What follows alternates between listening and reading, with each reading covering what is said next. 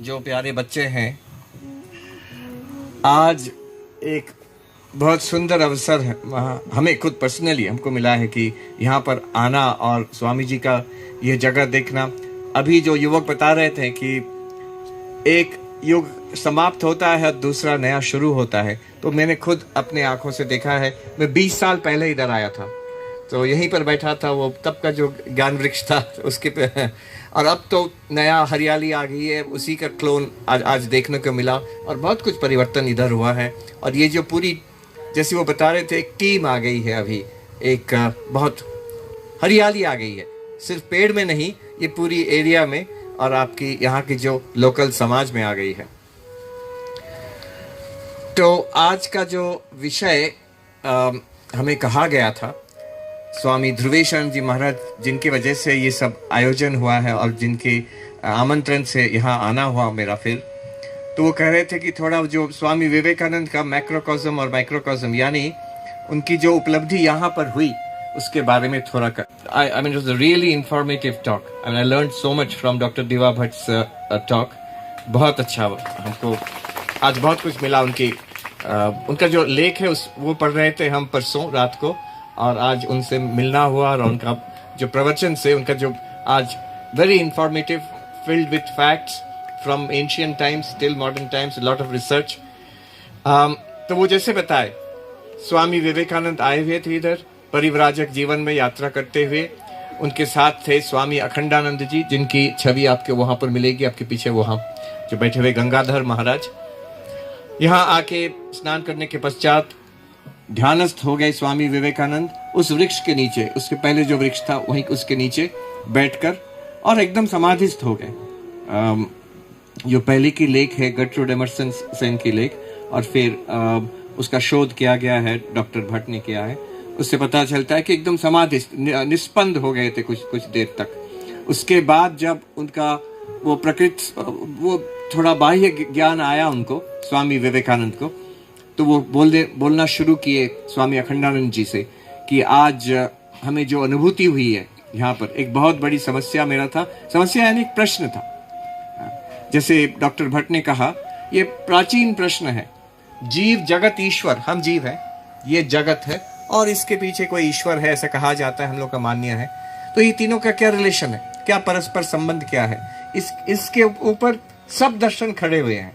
एक तरह से देखने से इसका क्या संपर्क है, इसके ऊपर आपका अद्वैत, द्वैत, विशिष्टाद्वैत, शैव दर्शन, शाक्त दर्शन, सब दर्शन, वेदांत के अलग अलग जो दार्शनिक जो मतवाद हैं, ये सब एक तरह से उसी प्रश्न का जवाब देने का एक प्रयास है, अलग अलग प्रयास है, और कोई गलत नहीं है, सब अपने अपने। स्वामी विवेकानंद खुद कहते हैं बाद में, the answer has been given, इस प्रश्न का जवाब मिला है प्राचीन समय से, और मिलता आया है, बार बार ये प्रश्न उठा है और बार बार ये जवाब मिला है, और ये जवाब आज तक बह आ रही है, और नई is coming with greater and greater strength. तो क्या अनुभूति हुई उनको, स्वामी विवेकानंद को क्या अनुभूति हुई? सीधी बात है, तो जब हमको अनुभूति होगा हमें तब पता चलेगा, ठीक, लेकिन there is an in between. थोड़ा सा हमको पता चलता है कैसे स्वामी विवेकानंद इसके बारे में कहे हैं अपना खुद प्रवचन में, और हमको थोड़ा सा अजीब भी लग रहा था। वो कहाँ कहे? न्यूयॉर्क में, जहाँ से हम आए हुए हैं, वहाँ जाके स्वामी विवेकानंद यहाँ काकड़ी घाट में जो अनुभूति हुई उसके बारे में उधर प्रवचन दिए हैं। वो प्रवचन का नाम है द कॉस्मोस। उसकी 2 भाग हैं, एक शायद 19 जनवरी 1896 को दिया गया, और दूसरा 26 जनवरी 1896 को दिया गया, जहाँ तक हमको ख्याल है। हाँ, 1896, 26 जनवरी 1896 को। ये 2 जो प्रवचन हैं, इसमें यहाँ का जो अनुभूति है उसके बारे में वहाँ कहा गया है। तो क्या कहा गया है उसका बहुत संक्षेप में आज मैं यहाँ आपके समक्ष थोड़ा सा प्रस्तुत करने का कोशिश करूंगा। That will be the subject this evening.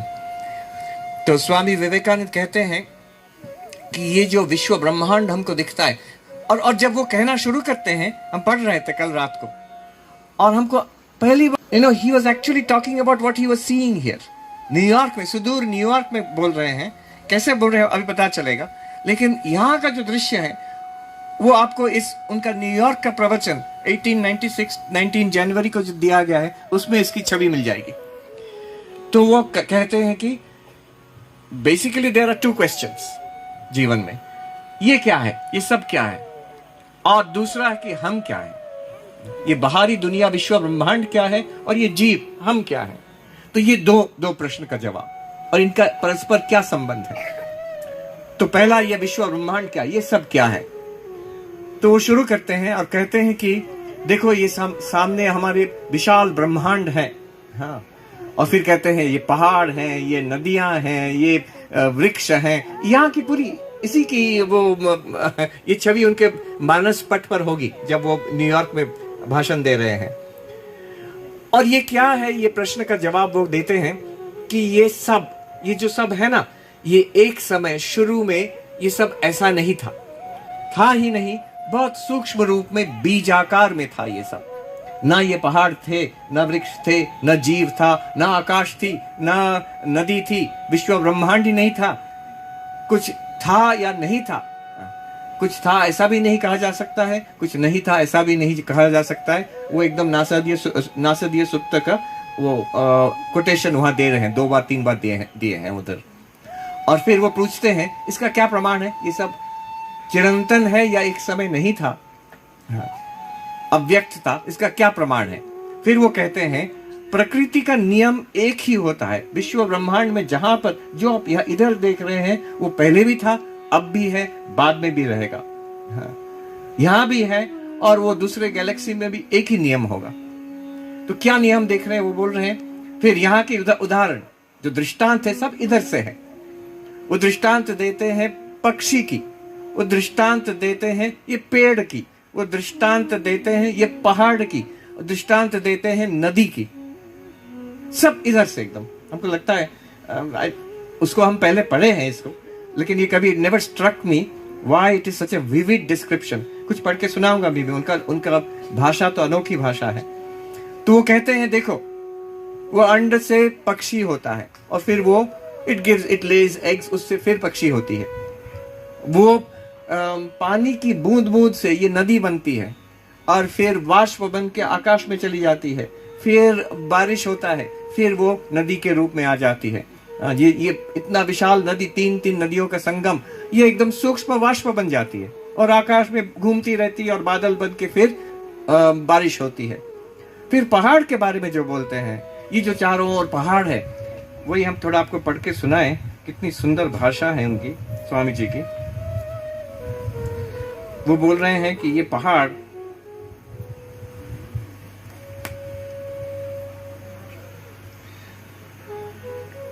We know the huge mountains are being worked upon by glaciers and rivers, which are slowly but surely pounding them and pulverizing them into sand that drifts away into the ocean, where it settles down on its bed, layer after layer, becoming hard as rocks, once more to be heaped up into mountains of a future generation.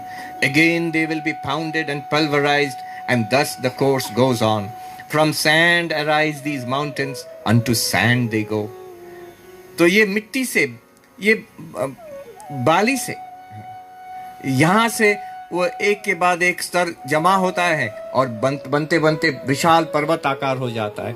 फिर नदी बहती है, glacier आती है, उसकी कर्षण से धीरे धीरे वो फिर वो मिट्टी बन जाते हैं, बाली बन जाते हैं, और ये नदी में बह के फिर समुद्र में चले जाते हैं, वहां जमा होते हैं, होते होते फिर पहाड़ आकार धारण करते हैं। ये लाखों वर्ष की साइकिल है।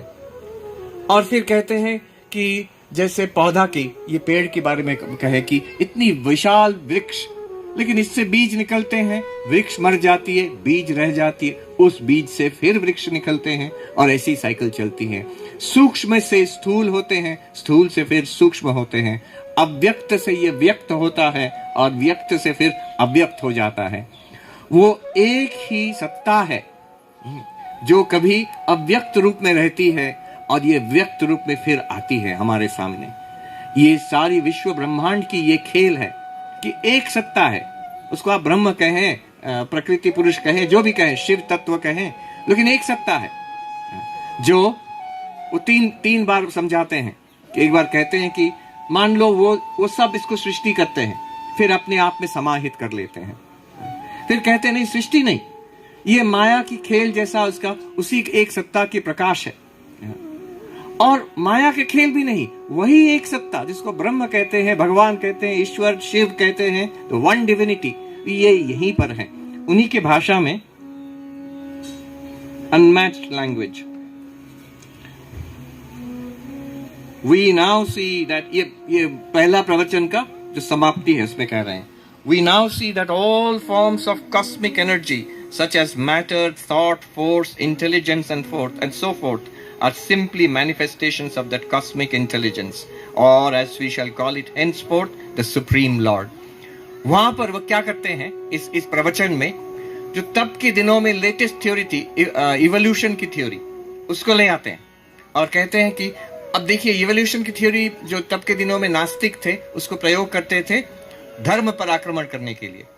और वो कहते हैं इवोल्यूशन एकदम ठीक है, लेकिन उसके पहले इन्वोल्यूशन मानना पड़ेगा। इवोल्यूशन है अव्यक्त से व्यक्त होना, और व्यक्त से अव्यक्त हो जाना, वो पीछे लौटना, वो इन्वोल्यूशन है। सूक्ष्म से स्थूलाकार धारण करना, कहीं से विश्व ब्रह्मांड आया है और वो परिणाम होते होते विवर्त होते होते इस रूप धारण किया है। लेकिन एक दूसरा प्रोसेस भी शुरू होगा जब वो पीछे हट जाएगा और अपनी सूक्ष्म रूप में चला जाएगा। अब वो कह रहे हैं कि वो इवोल्यूशन अगर मान ले, then he's in his own language, evolution instead of being the enemy of religion will become the greatest friend of religion if you have evolution and involution together. तो फिर वो फाइनली कहते हैं कि तो इससे क्या क्या निकलता है कि आज हम देख रहे हैं जो हमें चेतन है, बुद्धि है, इंटेलिजेंस है, ऐसा कभी नहीं हो सकता है कि जड़ पदार्थ से ये बुद्धि, इंटेलिजेंस या चैतन्य निकले। तो यानी nothing, something cannot come out of nothing, शून्य से कुछ नहीं आता है, असत से सत कभी नहीं आता है, उपनिषद की भाषा है। तो आज अगर हम चैतन्य देख रहे हैं तो मूल में भी चैतन्य रहा होगा, ये उनकी this is the line of reasoning ही says. So if you go further back to the beginning of the universe, विश्व ब्रह्मांड की सृष्टि में चले जाइए, जब कुछ भी नहीं था, एकदम सृष्टि, आज जो बिग बैंग कह रहे हैं, जो भी कह रहे हैं, उससे भी परे this cosmic intelligence must have been there, प्रकाशित नहीं था, it must have been there, and then I can only use his language. फिर वो प्रकाश होता है, वो इंटेलिजेंस से आता है, मैटर, जड़ पदार्थ आते हैं, फिर वो जड़ पदार्थ, उसमें प्राण further back to the beginning of the universe, विश्व ब्रह्मांड की सृष्टि में चले जाइए, जब कुछ भी नहीं था, एकदम सृष्टि, आज जो बिग बैंग कह रहे हैं, जो भी कह रहे हैं, उससे भी परे this cosmic intelligence must have been there, प्रकाशित नहीं था, it must have been there, and then I can only use his language.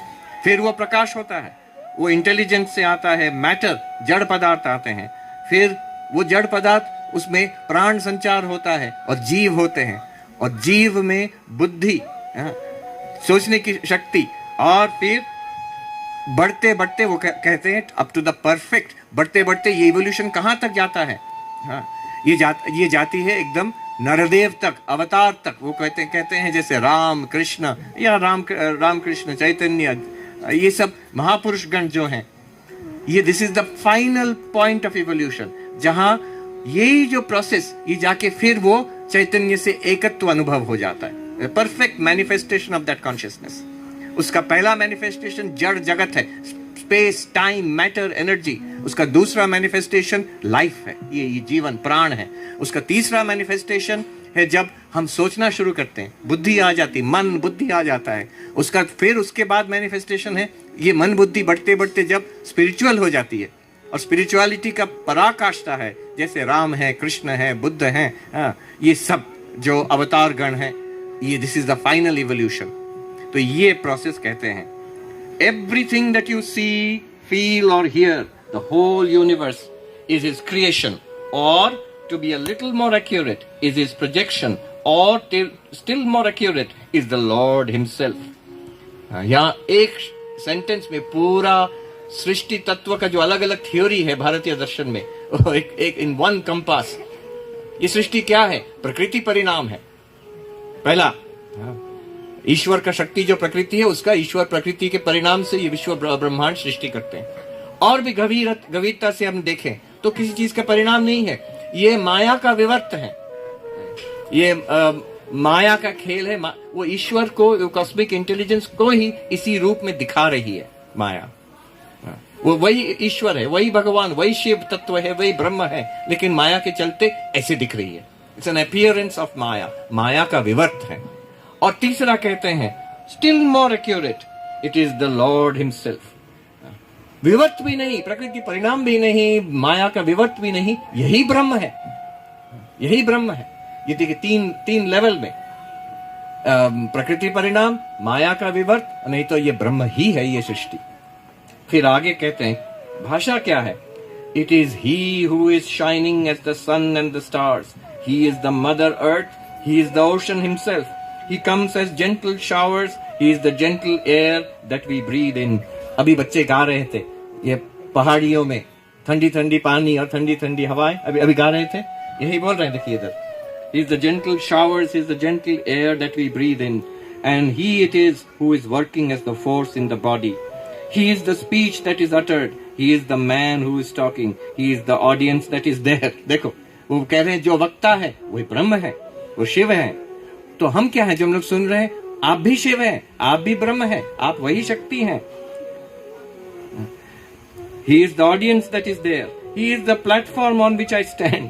मंच भी वही है। He is the light that enables me to see your faces. ऐसा लग रहा है कि यही कब व्याख्या कर रहे हैं पूरा।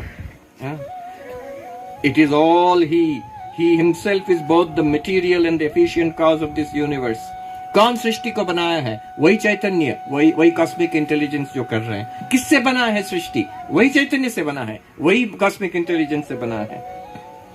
And he it is that gets involved and becomes the minute cell and evolves at the other end and becomes God again. He it is that comes down and becomes the lowest atom and slowly unfolding his nature rejoins himself. This is the mystery of the universe. ये जीव जगत ईश्वर क्या है, इसका जवाब क्या होगा इस प्रश्न का? This is the mystery of the universe. फिर वो उपनिषद से बोलते हैं कि thou art the man, thou art the woman, thou art the strong man walking in the pride of youth. Thou art the old man tottering on crutches. Thou art in everything. Thou art everything, O Lord. This is the only solution of the cosmos that satisfies the human intellect. In one word, we are born of Him, we live in Him, and unto Him we return. What a tremendous view of this cosmos. ब्रह्म कहाँ है? एक कबीरदास की बात याद आ रही है। खुले नैन देखूं साहब को, खुले नैन देखूं साहब को, with open eyes I shall see my lord. कहाँ देखोगे? यहाँ, ये तो पहाड़ है, ये तो नदी है, ये तो आदमी है। ये स्वामी विवेकानंद दिखा रहे हैं वही विश्व ब्रह्मांड की जो सृष्टि में मूल था, जो ब्रह्म है, वही क्रम से आते आते इस रूप में आज खड़ा है। हाँ, ये ब्रह्म की, ये माया की खेल भी नहीं है, ये प्रकृति का भी खेल नहीं है, ये ब्रह्म ही है। खेल भी नहीं है, ब्रह्म ही है। कोई हमसे पूछा कुछ दिन पहले, महाराज जब पढ़ते हैं तो अद्वैत में रहते हैं, जब थोड़ा ध्यान करते हैं, लेकिन बाकी समय तो संसार में रहते हैं। नहीं, ऐसा नहीं है। स्वामी विवेकानंद कहते हैं जो अद्वैत आप किताब में पढ़ते हैं, जो ध्यान में आपको लगता है एकत्व, वो ये है। ये जो भेद दिखता है, जो अलगाव दिखता है, ये दिखता है मात्र, लेकिन है वो एक ब्रह्म ही है। तो this is the conclusion that he got, this is the conclusion that he got, तो सोल्यूशन उनको जो मिला। और आज ही हम सुन रहे थे, स्वामी ध्रुवेशानंद जी कह रहे थे, स्वामी विवेकानंद कथोपकथन यहाँ पर जब दूसरी बार आए थे इधर, तो अपने जो वार्तालाप हो रही थी उसमें किसी को कहा है उन्होंने कि हम जो ज्ञान योग में आप पढ़ते हैं इस किताब में, जो हम सुदूर न्यूयॉर्क में जो दिए हैं, वो तो यहाँ से जो मिला था उसी को दिए हैं उधर। ये सीधी बात बोले हैं वो। आज इतना ही कह के फिर सबको, ये ब्रह्मरूप जो ऑडियंस है ब्रह्मरूप महात्मा गण है, वक्ता गण है, सबको प्रणाम करके आज यहीं पर अपनी वाणी को विराम देता हूँ।